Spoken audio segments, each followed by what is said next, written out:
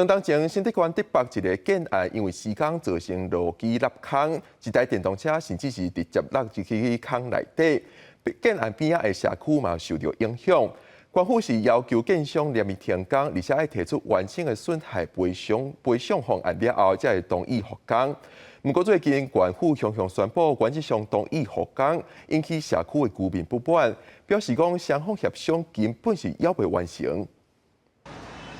2年前，新竹县竹北地区这个建案因为挖地下室，造成建案附近道路崩塌，一台车直接落入去坑内面，画面看起来真恐怖，也影响到建案边仔的社区居民。建案停工一冬外了后，即摆县府讲原则上同意复工，引起社区居民不满。过去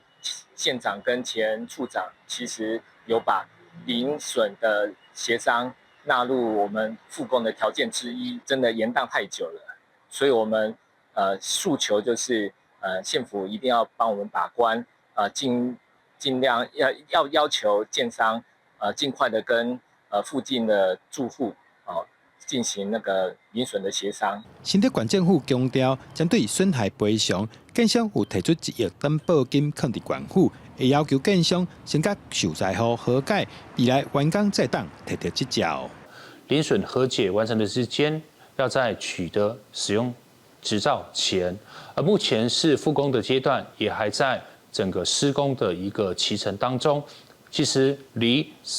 取得使用执照的时间还有好几年的时间，那县府一定会依法来要求跟监督丰益建设来妥为处理零损的问题。第二，目前丰益建设已经有针对社区来提出修复的部分来进行派工的一个处理，